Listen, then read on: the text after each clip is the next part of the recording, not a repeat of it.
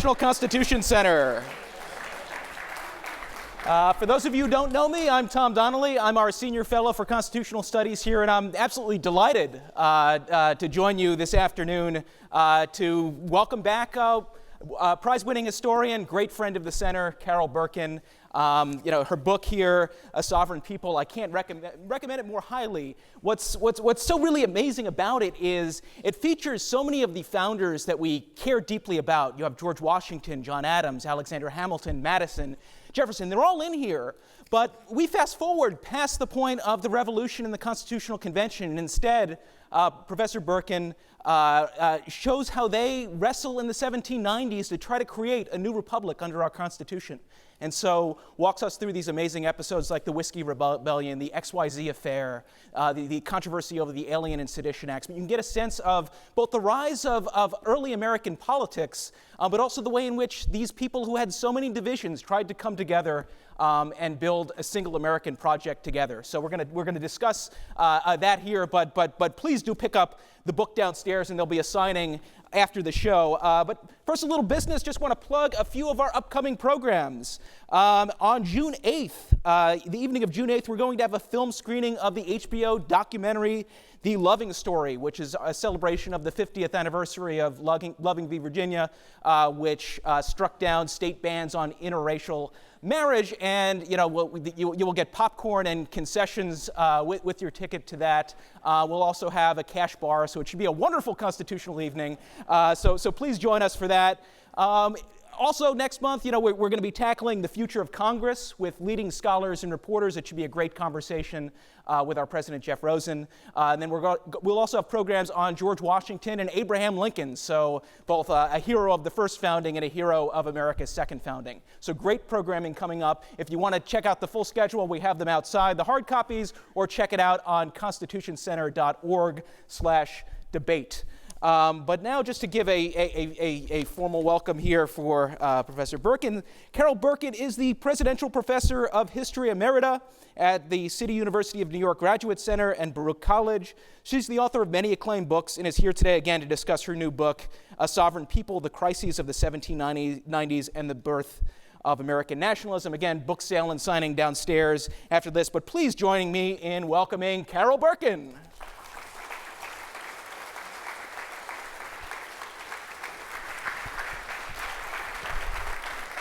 Thank you so much. Sure. So this is, again, as I said in my introduction, and I mean it sincerely, just a terrific book, terrific read. I learned so much about this period in history. I'd like to begin where you do in the book, which is with the image of an anxious George Washington taking over the presidency. Can you talk a little bit about where we were as a people in 1789 and what George Washington and his colleagues were concerned about down the road? Well, we weren't yet actually a people. We were Marylanders and Georgians and New Yorkers and Connecticut people. There was not yet really a sense of a unified nation. Men like Washington and Hamilton and at the time Madison wrote the Constitution in part to try to forge a national identity and in fact to take away some of the power the states had, which was all of the power at the time, and transfer that to a we the people government. There had been extraordinary opposition to this, as some of you may know. The anti-Federalists were probably outnumbered the Federalists, that is the people who supported the Constitution, and only great good luck in many of the conventions got the Constitution passed. Washington knew all of this. Hamilton certainly knew all of this. When the first government came into being, that is, when Washington's first administration began, most of these men feared that it would be an abysmal failure. They feared, first of all, they thought all republics eventually became tyrannies. They looked to Rome and other places. Ben Franklin had once said, if this Constitution preserves a republic for 10 years, we will have done our duty.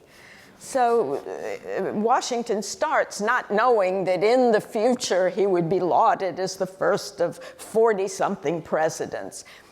They knew that still most Americans were suspicious of a central government, preferred their state government, their local government to be in charge, especially of taxation. And Washington understood that he was on trial.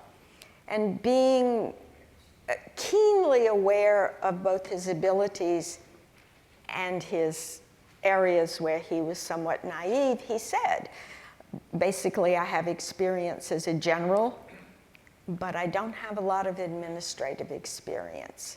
And his inaugural, which everyone really should read, is a monument to modesty. Here he was the most admired man in America, and it's a very modest statement, a hopeful statement that he can guide the country into this remarkable experiment. Now, one word you use in your subtitle is the word nationalism, which can often have a loaded meaning. What do you mean by it in your title here and in the context of the 1790s? It is the effort to produce something called an American identity. It is an effort to, on their part, the Federalists, to try to win the loyalty of the American citizens to the federal government. The Federalists, I want to say, have always gotten a bad rap. People are very fond of Thomas Jefferson, especially historians. Historians like Jefferson because he reminds them of their professorial style. Mull over, debate, discuss, don't do anything, let's talk about it in the next meeting, gee, I wonder about the ambiguities. And they hate Hamilton because Hamilton was always saying, okay, what's the plan? What are we going to do? How do we turn this into a project? The Federalists, most historians, I must say, have accepted Jefferson's view of the Federalists, which is that they were trying to create, reproduce the English monarchy here. He called them monocrats, that they were monocrats, that they were elitists, that they didn't trust the people. I happen to think that there's another view. And so the nationalism, in a way, is a look at the way in which these much maligned Federalists actually saved the Constitution and set the country on its path. They made lots and lots of mistakes. Nevertheless, when Jefferson took over in 1801, American nationalism, that is a sense of an American identity, an absolute acceptance that the Constitution was the law of the land, had been instituted. So 3 cheers for the Federalists. They weren't so bad after all. Well, I'd like to turn first here to the first episode you talk about, which is the Whiskey Rebellion. And you write there that no matter how historians and their readers judge the Whiskey Rebels or the government that defeated them, it is important to realize that President George Washington and his allies had good reason to believe these Westerners posed a serious threat to the survival of the federal government. So broadly speaking, what was the Whiskey Rebellion and what were the stakes of this episode for the early republic? After 40 years of teaching, I can assure, I started when I was 12, I can assure you, many of my students think, okay, the Constitution's written, it's passed, and then everything is fine. It wasn't that way. The Whiskey Rebels were really quite dangerous because they were Western Pennsylvanians from Westmoreland County and Allegheny County, and Americans who lived in what would become Kentucky in Western Virginia. And they produced whiskey out of the grains that they grew because the Mississippi River was forbidden to them by the Spanish who controlled Louisiana. And so they couldn't ship their grains down the river quickly to get them to market. And there were no highways and no cars and no buses and no planes. And so on muleback, they had to travel hundreds of miles to get to Philadelphia or even to Pittsburgh to market their grain. By the time they got there, it was no good. So being clever people, they transformed it into alcohol, which only got better and better the longer it took to get it to market. Alexander Hamilton passes an excise tax on distilled liquor and on rum and on imported wines because the American government owed potloads of money to everyone.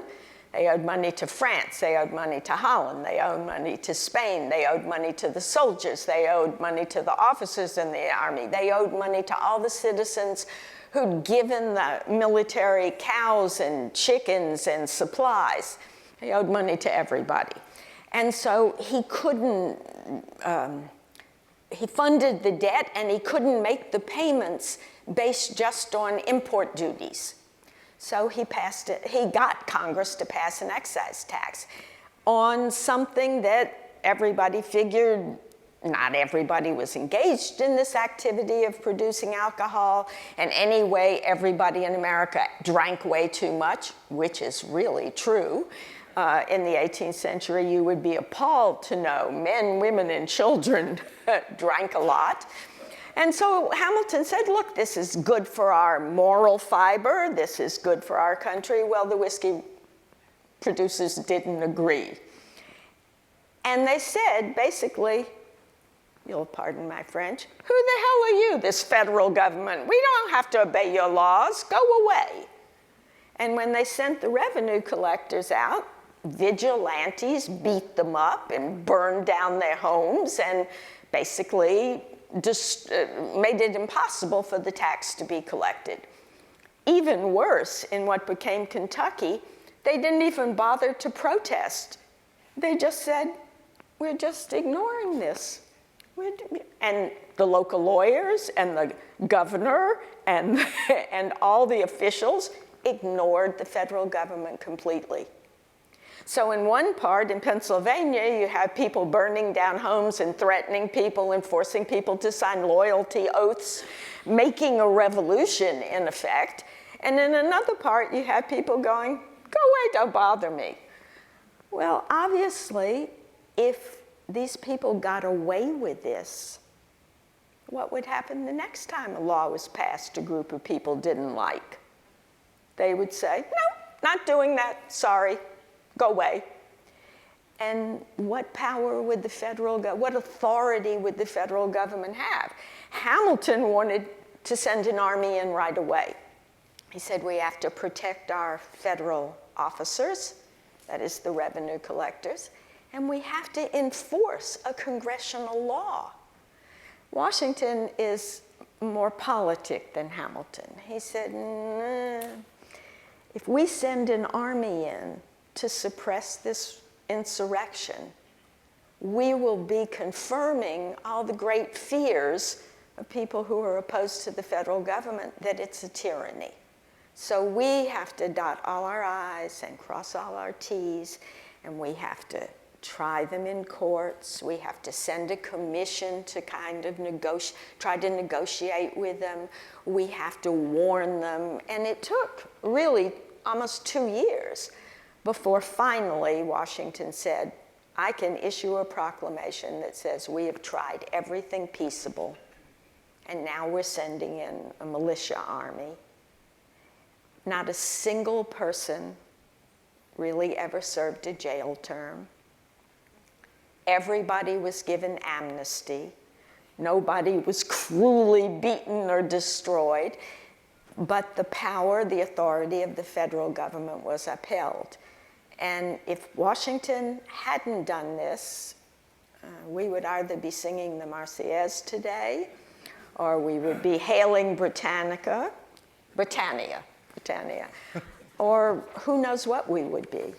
And how important was it that, so part of the story is sort of the the temperament and wisdom of Washington in Yes. proceeding the way he did. How important was it, too, that just him being the head of the government and the goodwill he just built Yes. up versus someone else being in that Yes. position? I will tell you, sometimes historians don't know what they're really writing about till they're done. And I realized, I thought I was just writing about these 4 crises in the 1790s and the way in which the Federalists handled them. And then I realized, when I had written about the whiskey rebels, that what I was really writing about was the rise of this national identity.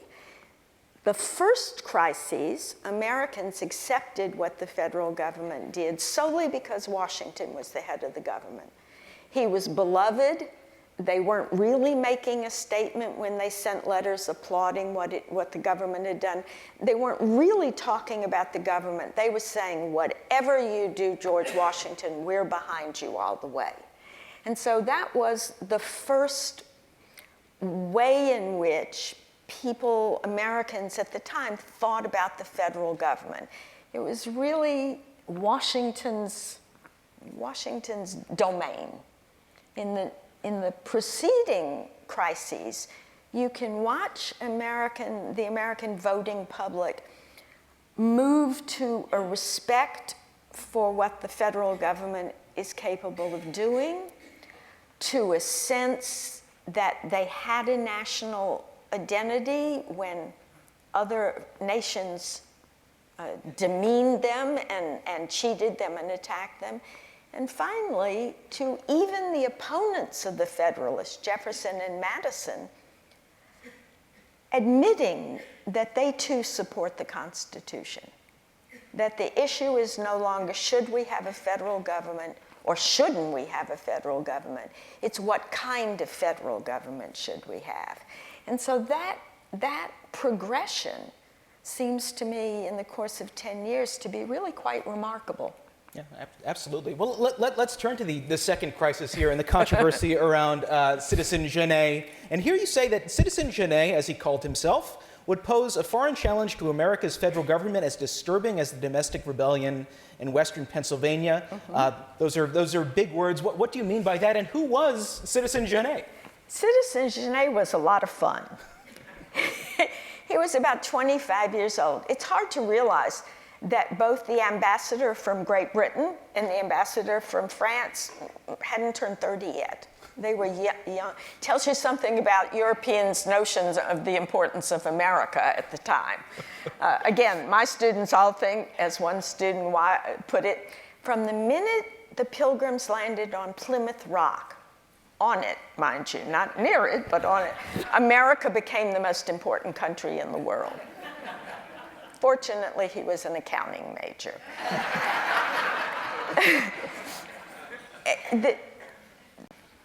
Genet comes over, basically, the French Revolution has taken place and the Girondists are in power, and they are proselytizers of liberty, fraternity, equality. And they're proselytizing it by conquering every neighboring country in France. I mean, they are imperialists carrying the banner of freedom and liberty and with guns. And they want to seize Spanish-held Louisiana, and they want to seize British-held Canada. And they want to fight the English on the ocean.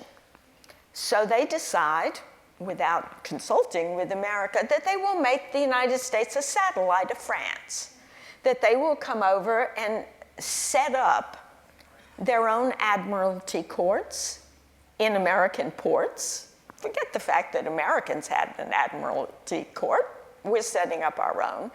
They would recruit Americans to serve on privateers that they would outfit in American ports.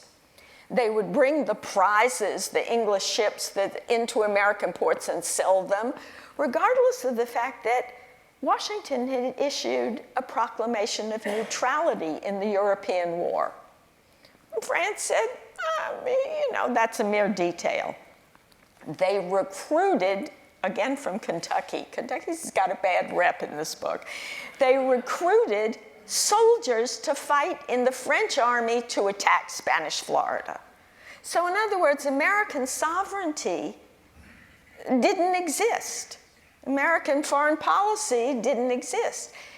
They were going to recolonize the United States, making America a satellite of the French government. And they send over this young, impetuous Edmond Genet, who had charisma and was really a fast talker, but who had not bothered to learn anything about how the American government worked. It was his assumption that the president didn't matter, that the only group that mattered was the House of Representatives. And so when Washington and Jefferson, as his Secretary of State, tried to explain to him that he couldn't do certain things because the president had a neutrality policy, Genet just said, oh, well, that's just his opinion.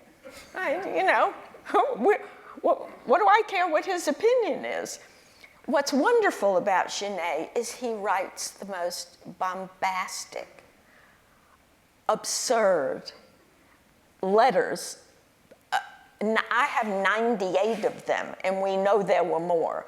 And he was only here operating as the Minister of France for 9 months, so he managed to get a lot of them out. With all this rhetoric about we are sisters in the revolution, we shed our blood for you during your revolution, you must shed your blood for us now. As I'm sitting at my computer laughing, which really historians don't get to do a lot. Again, Washington is very smart. He says to Jefferson, you've got to deal with this man. You've got to explain to him. And when absolutely nothing works, Jefferson, who's an enormous supporter of the French Revolution, even after thousands of people are being executed, he's all for the French Revolution. Jefferson tries to explain over and over again to Genet, you're not really helping your cause by sending letters saying that the president basically is an idiot. It really doesn't go over that well with the administration. And finally, even Jefferson says, I wash my hands of him. He's hopeless. And Washington and his cabinet call for Genet's recall. Now, what's interesting is, I think, the clincher to this, is that in between when Genet comes over and when the recall is called for, the French government has turned over. And Robespierre and people who are not at all interested in spreading liberty, equality, and fraternity, but are simply interested in defeating England, come into power.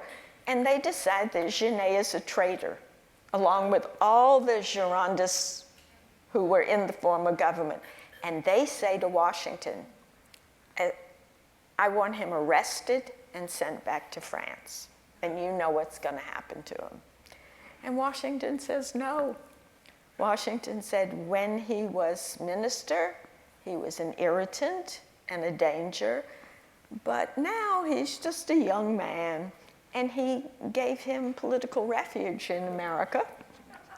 He married Governor Clinton's daughter and lived as a country gentleman in New York and became an American citizen. So you can see Washington at his best. I'll fight him when he's a danger, and I won't be vindictive, just as he did with the Whiskey Rebels. I'll defeat them when they're a challenge to the government, but I'll grant them amnesty when it's all over. So Genet disappears as a challenge. The French government never gives up, by the way, through the entire decade, trying to manipulate America. Think Russia today. The French government really wanted to seize control of American policy. That's interesting. And let's fast forward past George Washington into the Adams administration. The next episode you talk about is the XYZ Affair, when you characterize Adams's choices here as an impossible choice between ruinous peace and ruinous war. What did you mean by that? And talk a little bit about this episode. Adams, bless his heart, I really love Adams. He was probably bipolar. I mean, really, he had days of great sense of his own importance, and then days when he would write in his journal, I am just a lowly worm. He was not a good politician. He comes into office, and instead of choosing a cabinet of people who might be loyal to him, he keeps on the cabinet that Washington had is basically loyal to Washington and Hamilton. Hamilton and Adams become bitter enemies. He doesn't understand building party loyalty. He has this picture of himself as the philosopher king, and he just makes era after era after era. He means well. I mean, Adams means well, but he's not cut out to be president. So he sends, France has started attacking American ships and capturing them and taking the cargo from the ships. In other words, making money off American shipping. And Adams decides to do just what Washington had done with Great Britain. When Great Britain starts stepping up its naval war against America, he sends John Jay over and they sign a commercial treaty. So Adams says, okay, I'll do the same thing with France. And he sends over 3 men who have no diplomatic experience, who have no idea how to do what they're assigned to do, one of whom is the most hated man in American politics. Elbridge Gerry, who cannot get along with anyone. He's from Massachusetts. One of the cabinet members says to Adams, well, if you want to ensure that this mission will fail, you've picked the right man. Right? 3 men who had to cooperate. Elbridge Gerry has not racked up a single cooperative moment in his entire career. Someone else, there's a wonderful quote, says, the only time Elbridge Gerry agrees with anything is when he has proposed it himself. John Marshall, who was going to rise to be a very prestigious jurist, had no experience outside of Virginia. I'm not even sure he'd ever left Virginia physically, traveled. And Charles Pinckney, who was a little light on intelligence, but quite an honorable gentleman. And these 3 men go over to negotiate with who of all people? Talleyrand, the slyest, most unprincipled, avaricious person in politics in the 18th century. And he just runs circles around them. It's painful to read. You can read it all in the papers of John Marshall, because Marshall sends back all the reports to Adams. First thing Talleyrand does is he says, I can't negotiate with you until your president apologizes for something he said in a speech in May that offended our government. And also you must give France a forced loan, and also you have to give me a big bribe.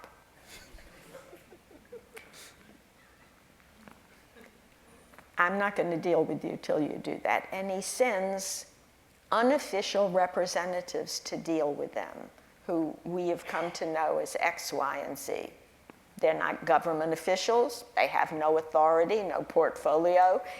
And instead of saying, we're envoys of the United States government, we will not deal with anyone who is not an official member of the government, they sit down with these fellas. And these long discussions take place about, you have to pay a bribe, you have to pay a bribe. We don't want to pay a bribe. No, you have to pay a bribe. You have to give France a loan. It goes on for 8, 9 months, and then not once have they been officially recognized. Elbridge Gerry decides that if they don't give in to everything the French government wants, then France will declare war on America and all will be lost. And he starts secretly meeting the Talleyrand.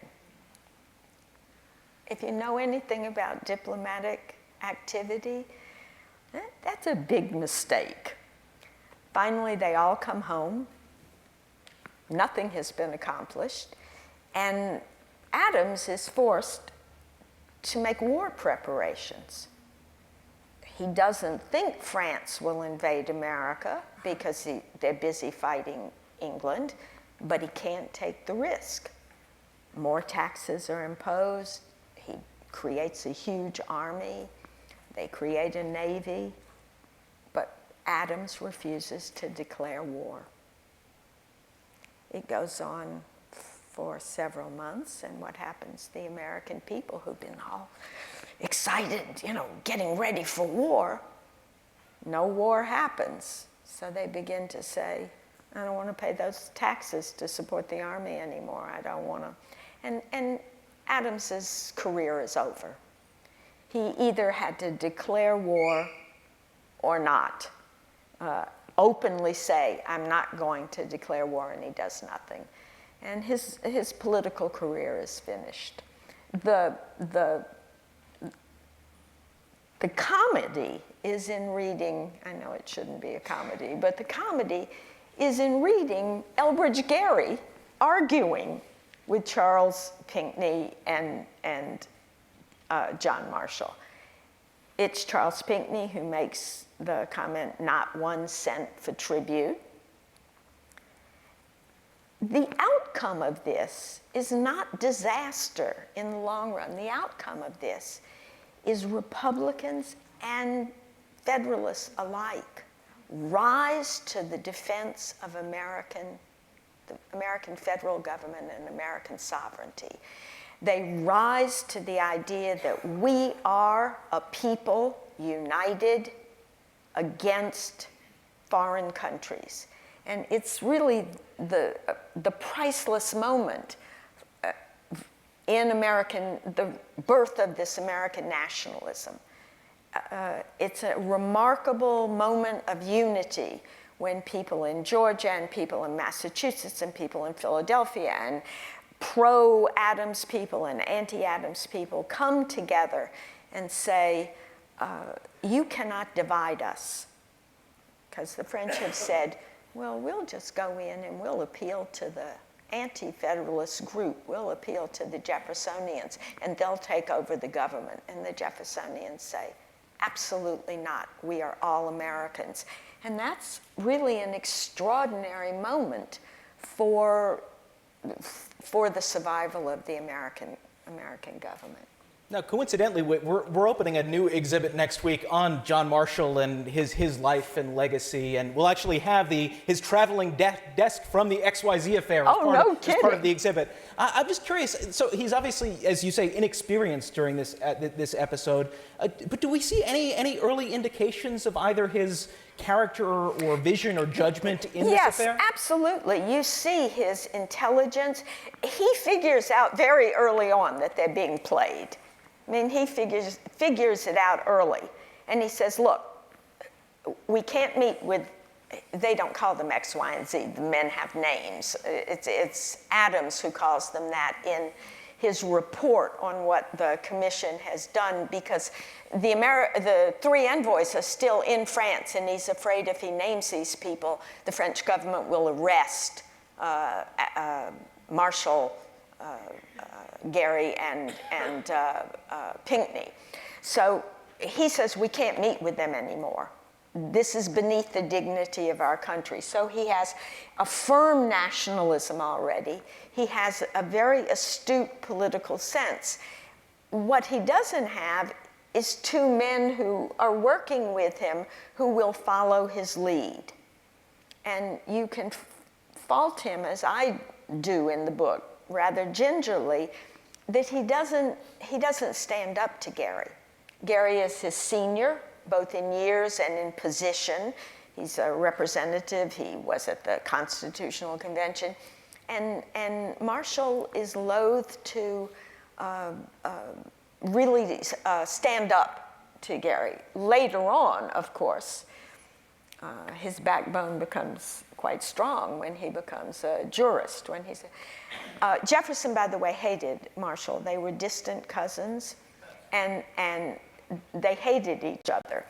And Jefferson referred to him, disliked his lounging manner. John Marshall was very handsome, had a thick head of black hair, and he was tall and handsome. But he dressed rather casually. He dressed as sort of in J. Crew style instead of Brooks Brothers style. And he would often, lounge. And Jefferson, for some reason, just found this horrific. And Marshall responded by saying, and you can't believe anything that comes out of Thomas Jefferson's mouth. So for their entire life, they did not spend Thanksgiving together. So let's turn to your final episode here, which has to do with the Alien and Sedition Acts. Can you just talk briefly about what those acts did, and furthermore, why the Federalists thought that they were necessary? Yeah. If you read the Alien and Sedition Acts and you read the modern newspaper, you will see extraordinary parallels, though of course the 18th century and the 21st century are not the same. The Federalists were really afraid that the Jeffersonian Party, which was gaining power, would dismantle the federal government, that they would get rid of the Bank of the United States and cause financial disaster, that they would return an enormous amount of power to the states, and all the work that the federal government had done to create a national identity would fall apart. And they were really running scared after Adams's disastrous negotiations. And so they said, while we're riding high on Americans' hostility to France and American sense of unity, let's try to destroy the Jeffersonian Party. I certainly don't defend this behavior. I'm only saying that if you cast your mind back to the 18th century, they really, really believed that the Constitution and the federal government was endangered by the Republicans, who are not the Republicans today. They eventually became the Democratic Party, but they were the Jeffersonian Republicans. Very worried about what would happen to the Constitution. Jefferson had written a 20-page attack on the Constitution when it was originally proposed. They were great states' rights advocates. They wanted a lot of these powers given back to the states. And so the Federalists, while they thought they were riding high with American popular support, passed a series of laws. The naturalization law extended the time dramatically that it took to become an American citizen if you immigrated to America, from 4 years to 14 years. The Alien Acts, one was the Alien Friends Act, which said that if you seem to be trying to overthrow the American government, even if we weren't at war with your country, the president could send you out of the country. The Alien Enemies Act said, if we're at war with your country, he thought maybe we'd be at war with France, and you come over here and cause trouble, we can send you back to your country. Those two laws, the Alien Acts, were never acted upon by Adams, ever. The Alien Enemies Act is not acted on until the 20th century. The last of the acts, which is the clincher, is the Sedition Act that basically was designed to silence the Republican newspapers. And historians get very worked up about this, and I understand why. But if you look at what happened, 14 people were indicted. 7 of them ever went to trial. 4 of them were convicted. There was not some wholesale repression going on. And why were so few people arrested and convicted? Because the Federalists believed in the rule of law. They brought them to court. They didn't imprison them unfairly. And while these newspaper editors were in jail, they were allowed to continue to publish scandalous statements about the Federalist government. They were allowed to keep right on publishing their newspaper, publishing their articles. I'm really not excusing the Federalists, but the idea that they were some behemoth, repressive force that crushed the life out of the free press is simply not true. They were too inept to do that, in part, but also they really believed that you should have a federal jury indict you, that you should be able to get out on bail. They wanted to follow all the legal rules that had been established in the American government and in the Bill of Rights. And so basically they failed utterly. Jefferson won the election in 1801. The Republican press thrived. The Jeffersonian Party spread into the North, right into the Federalist strongholds, and the Federalist Party was dead by 1814. So they may have tried to be tyrannical, but they were really pretty bad at it. And then you also talk about the Kentucky and Virginia resolutions, yes, and the constitutional arguments brought forth by the Republicans, and how this exposes the two constitutional visions. Can you talk a little bit about that? Yeah, that's what was really important. The repression was really a dud. What is important is that Thomas Jefferson secretly wrote for Kentucky, and James Madison secretly wrote for Virginia, a set of resolutions in opposition to the Alien and Sedition Acts. Both of them, Kentucky even more than Virginia, suggested the right of nullification. That is, they were ringing statements of state sovereignty. The Virginia and Kentucky resolves both said that the Constitution had been created by the states, and that if the states didn't like a law that was passed, they had the right to declare it null and void. You will recognize, if you're a student of the American Civil War, that this is the argument that, of course, Jefferson Davis and others used for secession. Jefferson hinted at the right to secede in the Kentucky resolutions.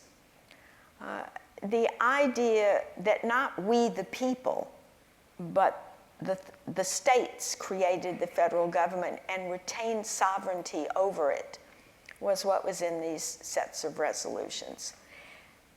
They invited other states to join them, and not a single other state agreed to this theory about how the federal government came into being. And so these Virginia and Kentucky failed in what they were trying to do. What is really sad is that it introduced the idea of nullification into the American political vocabulary. What's important about it, however, is that they were arguing about how to interpret the Constitution. And in that sense, they were agreeing to the legitimacy of the Constitution. And so anti-federalism died the day that those Virginia and Kentucky resolutions came out. In an odd way, it was a victory for the Federalists, even though their interpretation of the Constitution was challenged.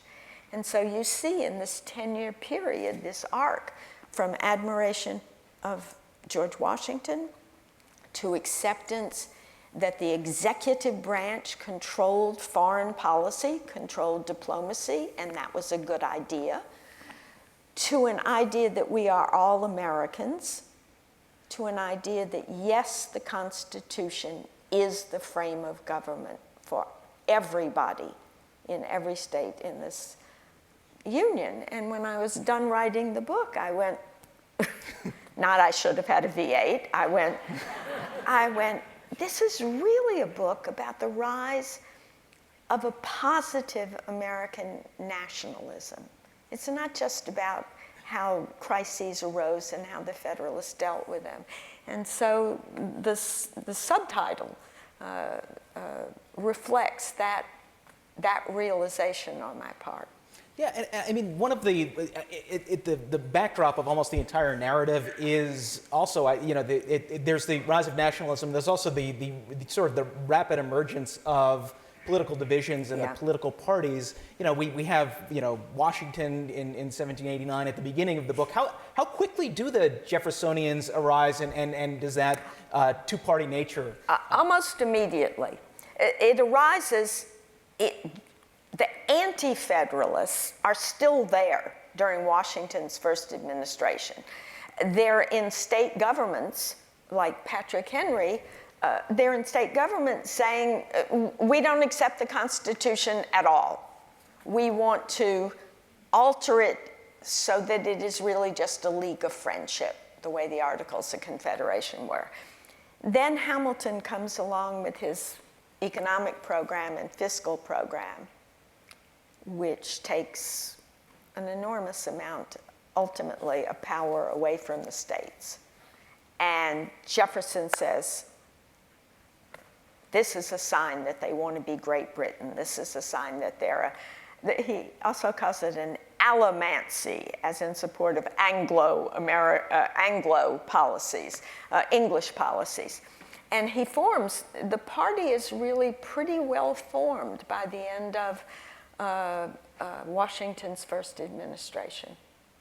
It's really quite quick. And I want to add, just as without political parties, actually, the federal government never would have worked, because the checks and balances were so extreme that no piece of legislation probably could have gotten through without parties to join the House with the Senate with the presidency.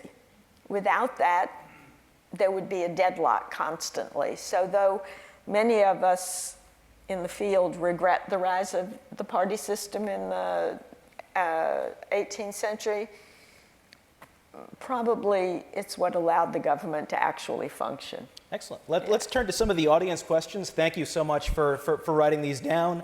Let's see. Adams was a poor diplomat in Europe during the Revolutionary War. Did he not learn anything between then and his appointment of Gary, Pinckney, and Marshall? Apparently not. He had this vision that comes out of the Revolution of the Republican leader, meaning the leader of the Republic. And they were to be above party, disinterested, not personally going to gain from anything. And really, it was a kind of philosophical position, which is very nice to have when you're writing, but it's really not very effective when you're president. And his appointment of these three men, one of my favorite lines in the book is he was sending sheep to deal with the wolves. And that's really what happened. Excellent. You stated at the outset that the 1790s turned Pennsylvanians, Virginians, etc. into Americans. Didn't this process begin in the 1760s and simply continue into the 1790s? I don't think so. If you read, for instance, the journals of the soldiers, and there are really almost 100 of them that were put out by the New York Times book publishing press in the early 20th century, these soldiers, on the whole, identified with their state. In fact, there's a wonderful journal of Joseph Plum Martin, which has been published as Ordinary Courage. He's from Massachusetts, and when he arrives in Pennsylvania with the Continental Army, he writes, "I just met some Pennsylvanians. They look just like us."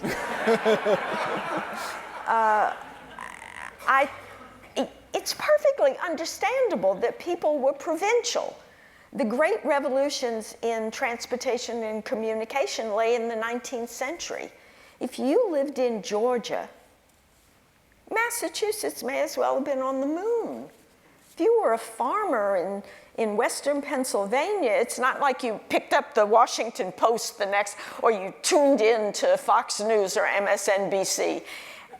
If you lived in South Carolina, even throughout the end of the 18th century, the news you got arrived with ship captains from England, and it was English news. You didn't have your own local newspaper. You didn't know what was happening. And this is one reason why so many people were anti-federalists. They said if you create a national government and you put it in New York City, it may as well be in London. It's not us. It's not. People in New York people still say this, by the way. I know, I live in New York. People in New York don't understand what people in Georgia need. So there was an enormous provincialism, an enormous localism, that as soon as the war was over, states went back to vying with one another. I'm very fond of pointing out that Virginia and Maryland had gunboats on the Potomac aimed at one another to prevent any smuggling going on without paying import taxes from one of these states to another. So I would really argue that there was not a real sense of being Americans until the end of the century. Excellent. What is a Jeffersonian versus Hamiltonian vision vis-a-vis federalism? This would take... Did you all bring sleeping bags? Hamilton was a nation builder. I want to say right up front, I'm a great fan of Alexander Hamilton's. He was a nation builder. He wasn't in it for himself. There was not a moment when Hamilton thought, I can get rich off this. He was an incredible lawyer. He could have been much richer if he'd stayed home in New York and practiced law. He didn't embezzle any funds. He didn't take advantage of inside trading. All he wanted to do was build a country that could challenge Great Britain for dominance in the Western world. And he had a plan. And that plan was funding the debts, absorbing the state debts, building a bank, creating a bank. He was a phenomenal visionary, and really one of the few of the framers and founders who really was a visionary. In 1782, before we had won the revolution, he writes out a plan for how to make America competitive with Great Britain. I mean, this is a man always looking to the future. Jefferson was an agrarian romantic, I think. Jefferson really liked the life that he led. And he wanted America to remain a farming country. Not that Jefferson ever personally farmed. He wrote great paeans to the fact that unless you had produced your wealth from the soil, you had not produced real wealth. Well, he had 300 slaves who were doing that for him. Not to be, cute about it, but he did envision what he considered to be a stable agrarian world. And so everything that Hamilton did offended him, scared him, worried him. Jefferson hated cities. He thought that they were sin pots and places where people were only after money. He especially hated New York City. Hamilton thought like some of the medieval men who said, city air breathes free. City air lets you be free. You can, it's what you could make of yourself. It's not who your father was. And that mattered a lot to Hamilton because after all, he was a bastard. He was an illegitimate child. And so who his daddy was not really going to get him very far. Jefferson is part of that Virginia, I know my lineage. If you are a Virginian, you know. I mean, the first families of Virginia, the fine families of Virginia, Jefferson was part of a kind of stable hierarchy. And so they were destined, I think, to clash. If you had really a lot more time, we could talk about each program. You know, historians have no life. This is what we do. I have a friend who once said, the reason I write so many books is I never learned to dance. I mean, I could go on and on and on about this. But basically, they had very different visions for the country. Jefferson wanted states to retain most of the power to make laws for the people in the state. He didn't trust centralized power. And he did not want America to become a commercial and manufacturing world. Jefferson's support for popular participation is successful in American history. Hamilton's support for a trajectory of liberal capitalism won in America. And so the irony is, though they opposed one another, in the end they became the two leading identifiers of America, right? That's excellent. Probably have time for maybe one or two more questions. What can we learn from this history? Some of it seems obvious, but if you can elaborate a few lessons. Again, a pretty complicated question. I think people cannot understand what they should do next until they understand how they got where they are. History is important not because it has little lessons that you can pick up and apply. History never repeats itself. The context in which something happens is always different. And if it is not, your country has stagnated and died. But history tells you how we got where we are. We live in an era where states' rights versus federal power is a lively issue. We have to understand how it originated and why it's different now than it was then. So I think the 1790s, which is really an era of how the government deals with crises, how American nationalism came to be, and not the nationalism of nativism, not the nationalism of this is our country and nobody else can come here. That's a completely different kind of nationalism. So distinguishing those nationalisms, I think, is really important. And so knowing your past, knowing the childhood of the country, I think helps you understand it in its mature moments. I can't make you believe that, but I can urge you to believe that. Well, I think that's a great note to end on. You should definitely learn from it, from this book, A Sovereign People. Please give the National Constitution Center thank you to Carol Berkin. Thank you.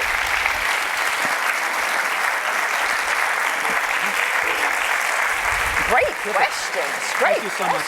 This was really terrific.